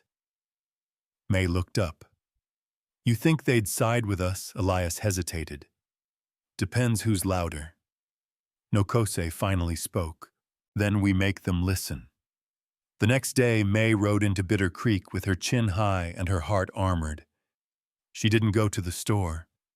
She didn't go to the chapel. She went straight to the center of town and rang the old school bell that hadn't been used in years. People came, curious, cautious. When enough had gathered, she stood atop the steps of the old bank and looked out at them all. "You've all heard the stories," she said. "About me, about Elias, about what we've done or didn't do. And maybe you've decided you'd rather stay out of it." Murmurs rippled through the crowd. "Well, you can't," she said, "because trouble came riding through our ranch yesterday, and it didn't just come for me. It came for anyone who believes they can build something new, something better." Someone in the back shouted, "That man James, he used to do business in town. He helped folks." May pointed. "He also beat his wife, lied, manipulated, and now he's threatening to burn down what little peace we've built." "Quiet. I'm not asking you to fight for me," she said. "I'm asking you to fight for your town, for what it could be, for what it should be." Reverend Tully stepped forward. "What would you have us do?" "Speak up," she said. "Stand with truth. Let them know Bitter Creek doesn't shelter wolves." A long silence. Then Widow Hajes nodded once. "I saw what she did for Clara," she said. "This woman's not who she used to be. Maybe she never was." And just like that, the silence cracked. Voices joined, heads nodded, the tide turned. By the time May left town, she wasn't walking alone anymore. Back at the ranch, she stood with Elias on the porch. "I did something today. I never thought I could," she said. He looked at her. "You led." She nodded, and they followed. "They'll try again," he said. "Soon." She looked out at the land, at the trees and fence posts and sky that now felt like hers. Then let them, because now she had something worth defending. They didn't come to destroy the ranch. They came to test if we believed we deserved it. The wind rolled in hard that night, flattening the dry grass across the plains, howling low through the eaves like a warning whispered too late. May stood by the kitchen window, staring into the dark. She couldn't see them yet, but she felt them, the quiet before the crack. Inside the house, everything was ready, lanterns turned low, rifle-loaded escape paths rehearsed. Nokose had gone to gather the Hollow Ridge men earlier that day, those loyal enough to Elias from cattle drives and wars to lend a hand now. Caleb had reinforced the barn with barricades, turned the tack room into a fallback position. And Elias hadn't said much since they returned from town. But he didn't need to. His silence had weight. Purpose. May didn't feel fear. Not the old kind, the paralyzing kind. This was different. This was clarity, the feeling of standing still while the storm came to find you. Caleb stepped into the kitchen, rolling down his sleeves. They'll come at dawn. Classic bully move. May turned to him. You sure? He nodded. James might have a mouth, but he doesn't have patience. Town turning against him rattled him. He wants this over before the story shifts too far out of his hands. Elias entered from the porch. Riders spotted east. 10, maybe. Could be more in the trees. Any chance they just want to scare us? May asked. They brought fire oil, Elias said flatly. This ain't theater. It's war. May's chest tightened, but she didn't flinch. Then we hold. We make every inch cost them. Elias looked at her. No matter what happens tomorrow, you ride west if I tell you. No. His brow furrowed. I'm not leaving this land, she said. I bled to be here. We built something real. And if I die protecting it, at least I'll die knowing who I am. Caleb grinned slightly. She sounds like you. Elias almost smiled, then looked out into the darkness. Then we fight together. The night stretched long and cold. May barely slept, half dreaming of torchlight and hooves of voices rising over gunshots. But with each hour that passed, her spine straightened. She remembered Nokose's words weeks ago. You survive by choosing who you become when the fire comes. At first light, the lookout gave a sharp whistle. They were here. May stood on the porch, rifle in hand, her heart steady. Elias was beside her, Caleb on the barn roof, and 5 men hidden in brush or outbuildings, each ready to hold. James rode at the front, dressed like a preacher, delivering doom. His men fanned behind him, rough faces, rifles strapped across their backs, cruel grins ready. May stepped forward first. You ride in like bandits, but you'll ride out like cowards. James sneered. You had a chance to leave. So did you, Elias said. But pride's a hell of a drug. James looked around. You think this handful of ranch hands and washed-up cowboys can hold us? Caleb shouted from above. We don't have to hold. Just aim well. James signaled. His men surged forward. Gunfire cracked. May ducked behind the porch railing and fired into the open. The first man dropped before reaching the corral. A second fell near the water pump. Elias moved like a shadow, efficient, deadly. Caleb picked off 2 more from his perch. Nokose's arrows hissed through the morning fast as hawks. One found a man's leg. He screamed and tumbled. The attackers were shocked. They'd expected panic, not precision. May rose, fired again, then ducked. A bullet snapped the wood above her head. Elias shouted, push them east into the ravine. Caleb threw a lit torch into the dry brush behind the barn. Flames burst up quick, cutting off the enemy's retreat. The battle pressed toward the fence line, close and brutal.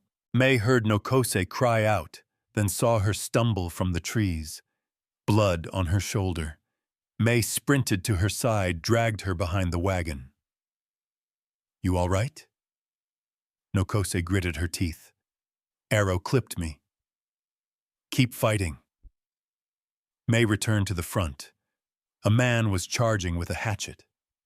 Elias raised his rifle, fired, click. Empty. May stepped forward and shot the man square in the chest. He dropped. Elias looked at her. Don't get sentimental now, she said. We're not done. By midday, 4 of James's men lay wounded or dead. The others broke, scattering toward the horizon like jackals denied the feast. Only James remained panting, bloody, pistol trembling in his hand.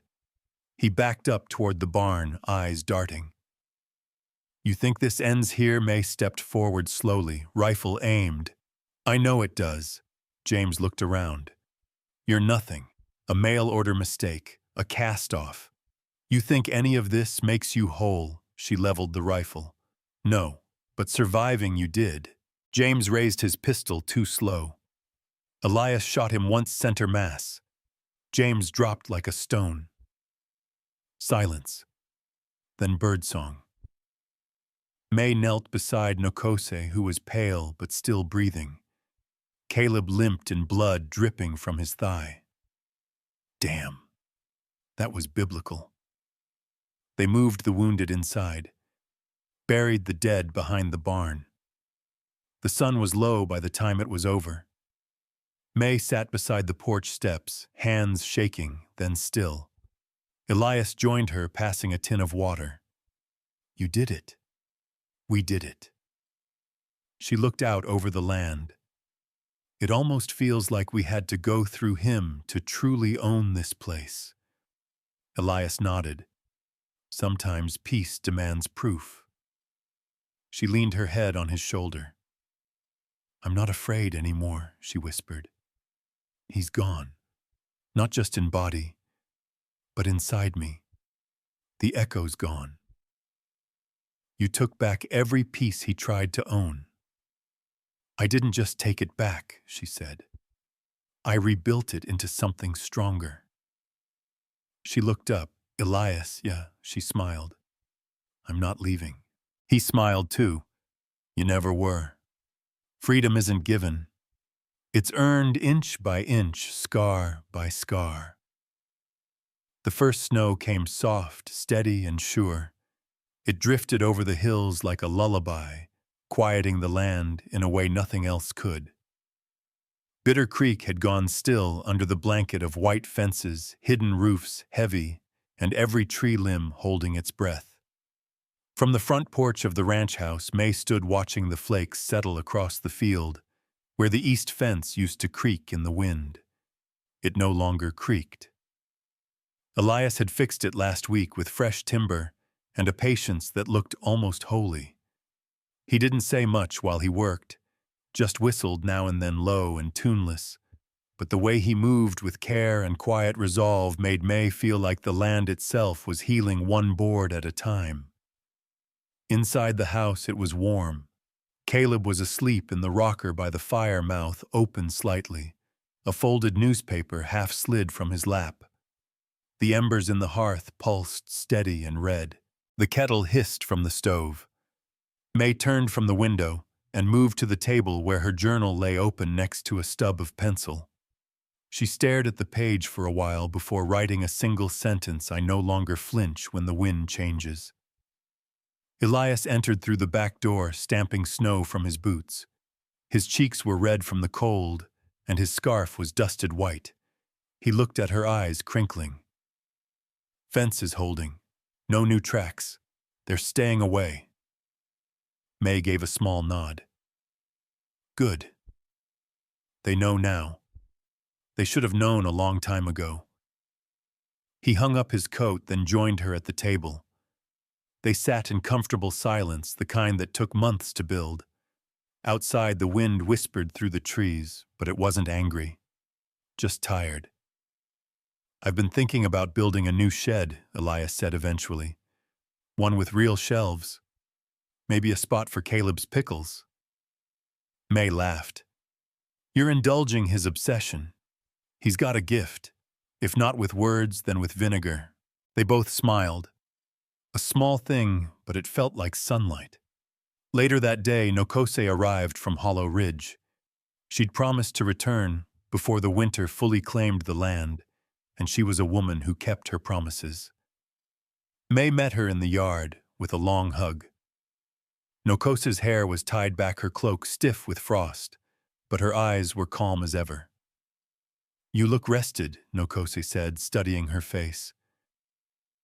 I feel present, May replied, not waiting for something to fall apart.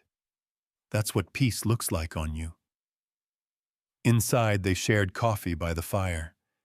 Caleb stirred and grumbled when Nokose teased him about snoring like a mule. Elias listened amused from his place at the window. I brought something, Nokose said after a while. She unwrapped a small bundle and handed May a carved feather light as air and smooth to the touch. For your door. In my mother's tongue, it symbolizes endurance, not survival endurance, the choice to remain. May's hands trembled just slightly as she held it. It's beautiful. It's yours. They hung it on the door together at dusk. That night, as snow deepened and the fire cracked low, May pulled a thin journal from her shelf and began a new entry. It was not a confession or a wound. It was a beginning. Dear woman. I used to be, she wrote. I remember how tightly you held your silence, thinking it was armor.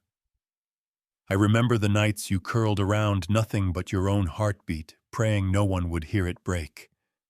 I want you to know something now. It wasn't your fault.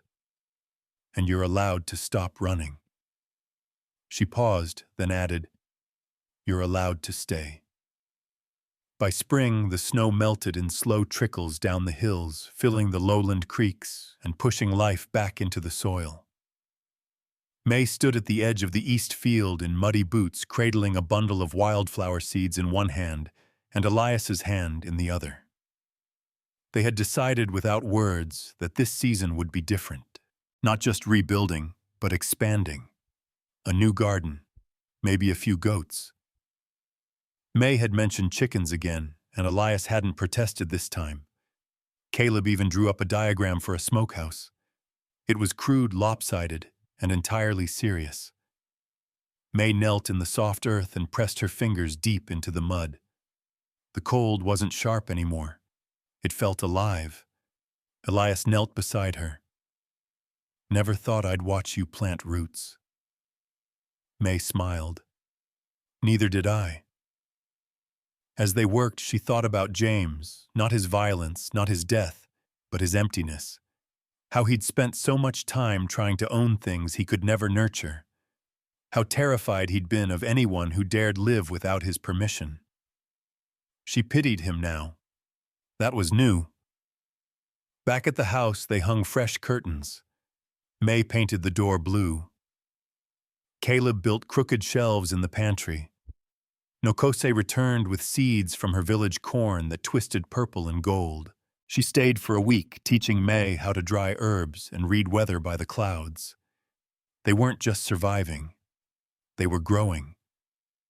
One afternoon, May returned from town with letters. One from Clara, the girl she'd helped months back, now safely married to a kind man near the Red River. One from Widow Hajes, thanking her for helping organize the town's first book circle. And one unsigned, but May knew the hand. It read simply, I heard you stayed. That's how I know you won. May folded it gently and placed it in her drawer. The past no longer defined her, but it was still hers, and now it sat beside the present, no longer louder, no longer feared. That night, as they watched the last of the snow melt off the porch rail, Elias reached over and took her hand. You ever think we'd make it here? He asked. May leaned her head against his shoulder. I didn't even know where here was. What do you think it is now? She looked out over the land. The fences, the barn, the fields waking up, the carved feather swaying on the door. It's home, she said. Not because it was given, but because we built it scar by scar. He nodded, squeezing her hand. The wind blew soft again. No threat. Just motion. May closed her eyes and let it pass through her. I stayed, she whispered. And staying changed everything.